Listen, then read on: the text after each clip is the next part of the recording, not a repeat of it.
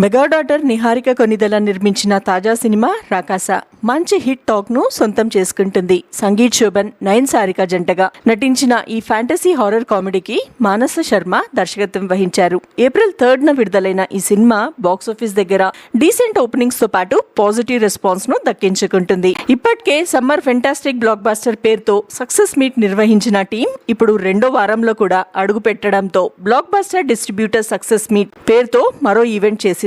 ఈ సందర్భంగా cinema break even అయ్యిందని, డిస్ట్రిబ్యూటర్స్ అందరికీ లాభాలు వచ్చాయని చిత్ర బృందం తెలిపింది. ఈ ఈవెంట్ కు నిహారికతో పాటు డైరెక్టర్ మానస శర్మ, నటుడు Brahmaji, hero Sangeeth Shobhan, heroine Nayan Sarika, producer Mythri Ravishankar సహా పలువురు హాజరయ్యారు. కలెక్షన్ పోస్టర్ ఎందుకు రిలీజ్ చేయలేదన్న ప్రశ్నకు నిహారిక స్పందిస్తూ, నెంబర్స్ తక్కువైతే డిస్ట్రిబ్యూటర్స్ ఇక్కడికి రారు, వాళ్ళు హ్యాపీగా ఉన్నారంటే కలెక్షన్స్ బాగున్నట్టే, ఫినాన్షియల్ లెక్కలు మా టీం చూసుకుంటుంది అని క్లారిటీ ఇచ్చారు. ఇదే సమయంలో అల్లు అర్జున్ అత్లీ సినిమా రాకా టైటిల్ తో పోలికలపై కూడా స్పందించిన నిహారిక, అది పూర్తిగా కోయిన్సిడెన్స్, ఆ టైటిల్ గురించి మాకు ముందుగా తెలియదని చెప్పారు. అయితే ఈ ఈవెంట్ చివర్లో నిహారిక చేసిన ఒక కమెంట్ వివాదానికి దారితీసింది. మీడియా ప్రశ్నకు తప్పించుకునే క్రమంలో హ్యాపీ అంబేద్కర్ జయంతి అని అనడంపై కొంత విమర్శలు వ్యక్తమవుతున్నాయి. సమయం సందర్భం లేకుండా ఇలా చెప్పడం సరైంది కాదని నెటిజన్లు అభిప్రాయపడుతున్నారు.